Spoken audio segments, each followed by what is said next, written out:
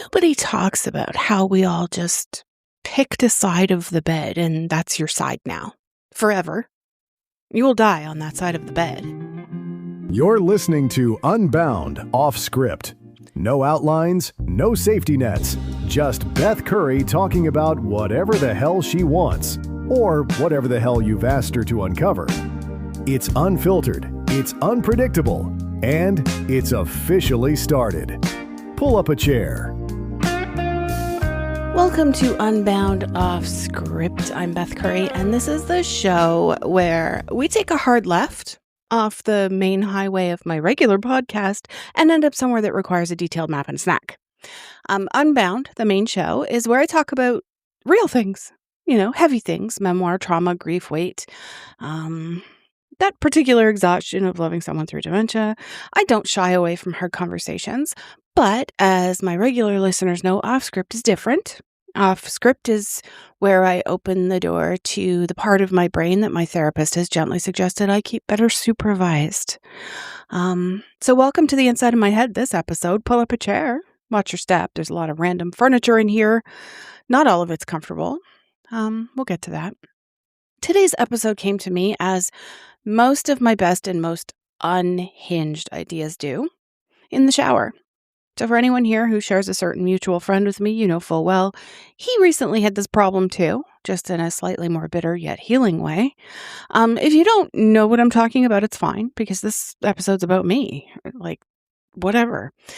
There's something about the combination of hot water and steam and, the complete absence of my phone, I guess, that strips away every productive thought and leaves only the weird ones, right?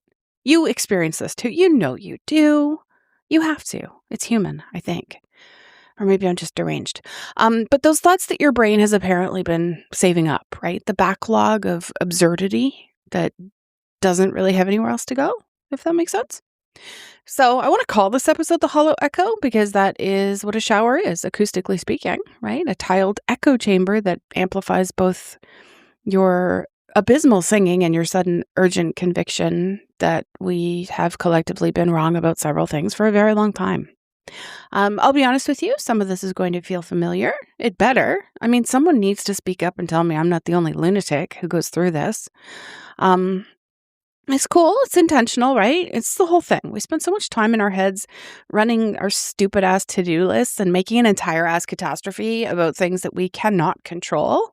I think we owe it to ourselves to occasionally take a detour into the completely ridiculous, right? So here we go, I guess. The shower is the only place left, where the world can't reach you with a notification, right? But if you have a toddler or a teenager, people are going to be knocking on the door, probably. But it can't reach you with a notification on your phone, which is unfortunate because it kind of leaves you alone with the, empty hollow of your own head. It's just you and a bottle of tea tree shampoo and the sudden urgent need to understand why we have collectively decided that new car smell is a luxury. New car smell. We all love it. It's the scent of off-gassing plastics and industrial adhesives. But we love it. I don't know, if you bottled the scent of a new plastic shower curtain and called it Fresh Morning, people would probably think you're a sociopath, but put it in a sedan and suddenly we're huffing it like it's a bouquet of lilies. I don't get that. We've been conditioned to believe that the smell of a chemical factory is the smell of success or something. I don't know. I love the smell though.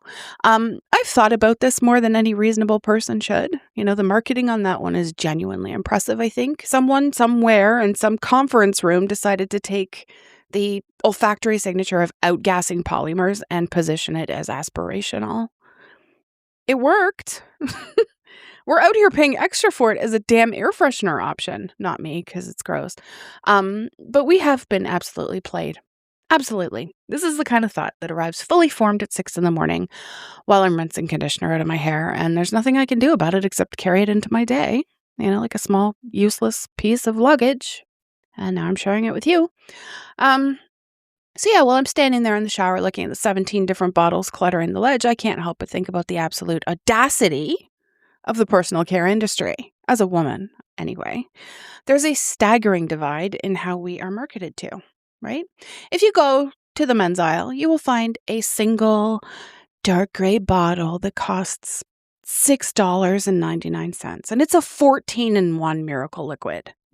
According to the label, a man can use this one substance to wash his hair, his balls, scrub his face, degrease a transmission, and polish a hardwood floor. And I'm fairly certain that if a man ran out of condiments at a party, he could probably use the same damn bottle as a dipping sauce for pizza. It's some sort of universal solvent. It cleans the sole and the car tires simultaneously. But then you look at the products marketed to women, and you're looking at a 2-ounce jar of cream that cost $96. It's specifically formulated for the skin on my left elbow. Not my right elbow. The right elbow requires a different, slightly more expensive serum because it faces more friction when I lean on the counter, I guess. I don't know. We have eye creams and neck creams and serums for the tiny patch of skin between our eyebrows. We are sold a dream of eternal smoothness while men are out there washing their faces with the same stuff they use to unclog the kitchen sink. It's a wonder we can even stand in the same room without our skin types having a fundamental disagreement of some sort. It's maddening. I hate it. Here's the thing. I buy it. I keep buying it. I stand in the aisle, I look at the jar, and I read the word peptides. My brain kind of short circuits or something into kind of a hopeful trance, and I put it in a basket. I do not fully know what a peptide is. I suspect no one does. I kind of have a feeling that the word peptide was invented in a lab specifically to separate me from my money, and it works every single time. I've been peptide-brained for 15 years, and I have no plans to stop. At all. At all. So, my mind often drifts to the kitchen drawer as well. Not the silverware one, the other one. The one that contains a single chopstick, a mystery remote, and 16 rubber bands that have lost their elasticity but are kept just in case. And there's a key, too. We're all just curators of some tiny private museum of garbage, right? And I know that every household has this drawer. I have two. Lucky, two places. It's universal. It's the one drawer that has never, not once in human history, been successfully organized. People have tried. You've seen those drawer dividers at the Container Store, those little bamboo grids that promise you a new life or something. People buy them with genuine hope. They're back to chaos within 6 weeks, easily. The drawer is sentient. It does not want to be organized. It wants to preserve the mystery remote, right? And then there's the bag of bags. Under every kitchen sink, or maybe in that drawer, in the civilized world, there is a large plastic bag containing 65 smaller plastic bags. It's kind of a self-sustaining ecosystem of polyethylene, right? We tell ourselves we will use them for small trash cans or to pack shoes for a trip or whatever, but we all know the truth. We're just keeping them so that one day when the sun expands and swallows the earth, the aliens will find a dense fossilized cube of grocery store remnants and know that we were people who planned for every possible scenario except the one where we actually use the bags. We're hoarding potential utility that we will never actually cash in on. I don't know. I've moved several times and the bag of bags have moved with me. I didn't pack it deliberately. It simply came, It survived several different kitchen layouts and 2 complete reorganizations of my cabinets. The bag of bags is permanent. It will outlast me. It may outlast democracy. I don't know. While we're in the kitchen, consider the wooden spoon hierarchy. Are you familiar? You have the veteran spoon. Okay, it's seen things. It has been in every stew since the late 90s. It's slightly charred on one side because you used it to scrape something off the bottom of a pan in 2014. It's absorbed the flavors of, 170 soups, and it smells faintly of garlic after you wash it. It is objectively a biohazard, if I'm being honest. And then you have the bad spoon. It's pristine. It's smooth. It's technically superior in every way. But you will leave it in the drawer and wash the veteran spoon by hand while the sauce is simmering because the bad spoon has not earned its stripes. It has not seen the war. Using it feels like cooking with a stranger, right? It lacks the flavor memory of 1,000 Sunday dinners. Some people in my house have tried to use the bad spoon. I've had to have a conversation about this. The veteran spoon is not up for discussion. There's a hierarchy, and it's been established. And then there are the houseplants. Being a houseplant, I think, is a high-stakes psychological thriller. You are entirely dependent on a creature that cannot even remember to drink enough water itself. You're just kind of sitting there in a ceramic pot. slowly turning your leaves toward the light like a desperate satellite dish, hoping your owner notices you are turning brown before you become a structural skeleton of your former self. I think if plants could scream, the suburbs would be deafening. We buy them to bring life into the room, but mostly we just bring in a slow green countdown to disappointment. I have killed things that are supposed to be impossible to kill. I once killed a cactus. A cactus! They evolved specifically to survive neglect in a damn desert, and I managed to find a way. I'm genuinely impressed by my own capacity for horticultural destruction. I don't know. The water gets hotter, the thoughts get weirder, like ghosts. Okay, we always see ghosts sitting in Victorian chairs or standing in hallways. This implies that ghosts have mass when it's convenient for them. If a ghost can walk through a wall, why does it not fall through the floor? Gravity doesn't stop just because you're translucent. There should be millions of ghosts just screaming as they accelerate towards the Earth's molten core because they lost their floor privileges. Nobody talks about this. Every ghost story, every haunted house movie, not once does anyone address this floor issue. The ghosts just float dramatically down the staircase, but somehow is not currently in the basement or frankly in the mantle of the earth. There is an inconsistency here that the genre has been willfully ignoring for like 200 years. Okay? And vampires.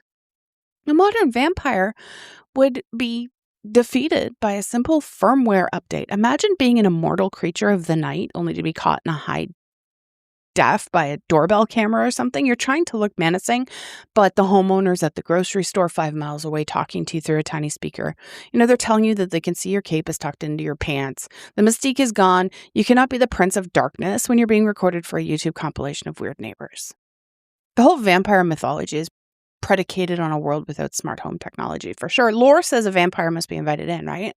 That's the fun rule in 1890, but now you have a video doorbell and a package they need to sign for, and suddenly the whole invited in thing is a phone call to a customer service line. I'm sorry, we need a signature.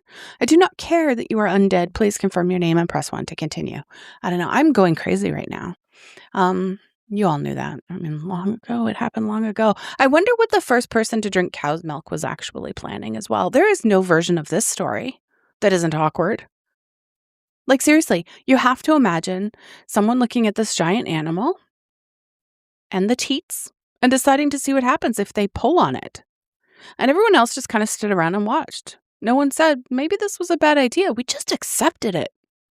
And then someone decided to do the unthinkable and taste what came out.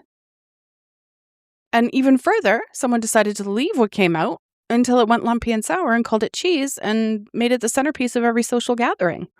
I'm not complaining. I'm simply noting that our species made some very bold culinary decisions in the early days, and we never really interrogated them about it. We just kept going. We leaned in and we built this whole charcuterie board industry on top of it. For the record, I fully support this. Everyone who knows me knows I am deeply pro charcuterie board. I am pro charcuterie. Okay. I just think that we should occasionally acknowledge how strange the road here was. Love charcuterie. Anyway, sneezing. Can we talk about sneezing for a minute? I have this whole list of things. There's point forms, charcuterie boards, sneezing, vampires, ghosts, sneezing. Imagine if every time you sneezed, you just teleported exactly 10 feet in a random direction. I swear to cake, I'm not drunk, I'm not stoned, nothing's going on here. Driving would be a death sentence though, right? You would be at a funeral, someone would sneeze, and suddenly they're in the casket with the dead person.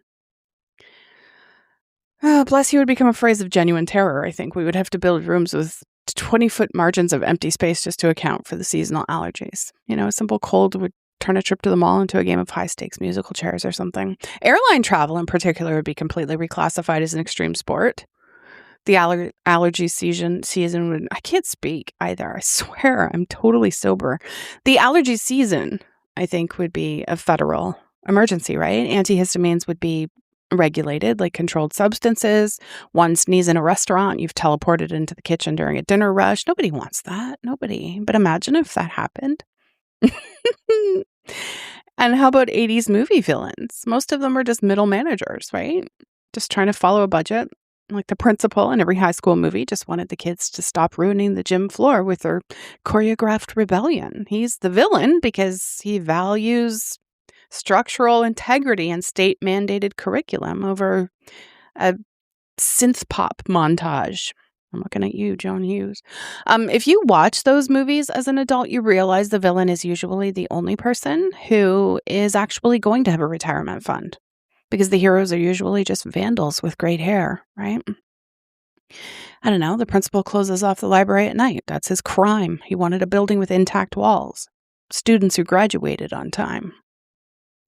I don't know. The hero is a kid who spray painted his feelings on school property and kissed someone dramatically in front of everyone during a school event. As a teenager, I was entirely on the side of the vandal, obviously.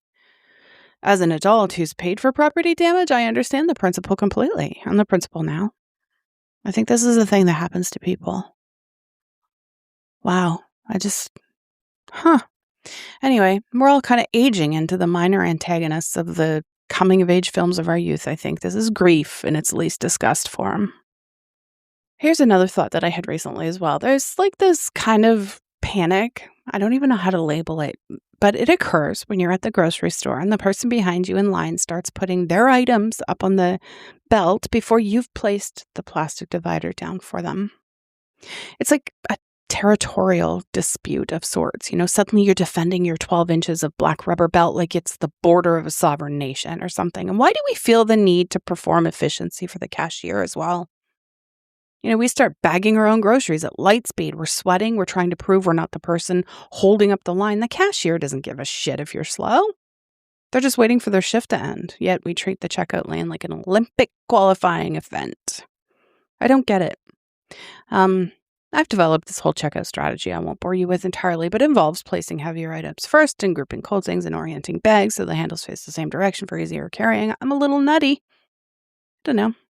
I've probably timed myself mentally and I've improved my average. I do this with no external reward and no recognition from anyone in my life. It's just a personal project I've undertaken entirely for a judgment-free performance of a grocery store cashier who's thinking about what they're having for dinner tonight and not thinking about me at all.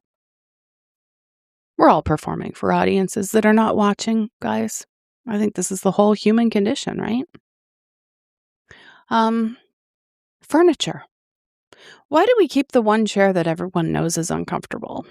You have a guest over and you internally hope they do not sit in the chair. The one with the spring that pokes you in the lower back, or the one that creaks like it's about to give up on life. We keep it because it completes the room. We're sacrificing the comfort of our friends for the sake of interior design symmetry. We're willing to let a loved one develop a permanent limp as long as the living room looks balanced. This is true. Every home has the chair. You have the chair. It's been in families for generations, for sure. It's passed down not because it's beloved, but because no one can figure out how to throw away a chair without feeling like they've committed some kind of abandonment of this furniture. I don't know. The chair has survived 3 houses and a flood and 2 complete redecorations because it's at exactly the right angle or something to make the room look intentional. It's decorative suffering. And we've framed suffering in upholstery and called it decor.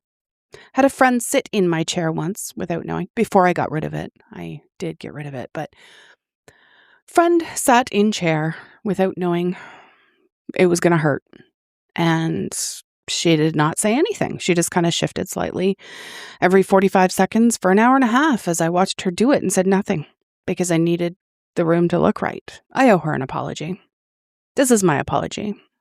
You know who you are. I always knew, and I'm so sorry. Here's another thought that I think I've talked about before. Why do we lower the car volume when we are lost or looking for an address? We act as though the chorus of a classic rock song is physically blocking our ability to read a street sign. I can't see the house numbers because the bass is too loud. It's like the ultimate proof that our brains are just very expensive computers running on a dial-up connection or something. We have one operating thread and music is taking up 40% of it or something. This is the same brain, by the way, that decided to drink that milk from a cow and leave it out until it became cheese and charge $92 for elbow cream. We're doing our best with what we have. That is the most generous thing I think I can say about us. We're working with limited bandwidth and we're doing our best. Oh, birds. Pigeons. I have pigeons. Clomper, Stella, Maggie, and Alan from accounting. Yes, that's his name. I've actually named him Alan from accounting, and he knows his name too. But yeah, have you ever looked a pigeon in the eye? There's like nothing there. It's just a feathered random number generator. Yet I think if they could talk and had massive egos, they would be unbearable. I'm pretty sure. Yeah. A hawk with an ego is one thing because, well, he's a damn predator, but a pigeon with an ego would be exhausting, I think. They would try to convince you that tripping over a piece of trash was actually a piece of performance art or something. I think the pigeon would have a podcast too. That's the honest conclusion of this line of thinking. Yeah. The pigeon would have a podcast and it would have very strong opinions about grocery store belt divider systems, and it wouldn't be wrong at all. Anyway, I don't know. Eventually the hot water runs out in the shower. It's a signal from the universe that the hollow is full enough for one day. You step out, you dry off, you go back to pretending that you do not have a favorite burner on the stove. Even though we all know, well, at least in my house, it's the front left one. It's the only one that knows how to do its job. I think that's why I love these stupid spinning thoughts, not because they matter in a meaningful way. They're absolutely silly. Though I would argue the ghost floor issue is genuinely unresolved and someone should probably look into it, but because these thoughts are proof that your brain is still running and it's still curious and it's still finding things utterly ridiculous, even when the serious things are very serious indeed. My mom's losing her memory. My dad's gone. Some days the weight of that kind of sits on my chest like a piece of furniture that will not leave the room no matter how many times you try to move it. I get in the shower and I start wondering about vampire doorbell cameras, and for a few minutes that hollow of my head is just mine again, just weird and warm and not carrying anything heavy for a little while, and I think that's worth something. I think that's worth a lot, actually. The front left burner. Every time. Don't let anyone tell you differently. It's definitely that one. That's it. I'm Beth. Everything on the show's free because I believe that stories should not be paywalled. If you want to support the show, you can find me on Ko-fi. The link's in the show notes. Right next to the part where I would put something meaningful. But today you just get a link and a reminder that your elbow cream is probably not worth $90 some odd. Yours is, though, obviously. I'll see you next time. You've been listening to Unbound Off Script. The script is gone, the chair is empty, and Beth Curry is officially out of here. If you've got something you want her to dive into next time, let us know. Until then, stay curious, stay raw, and keep it unbound. We're out.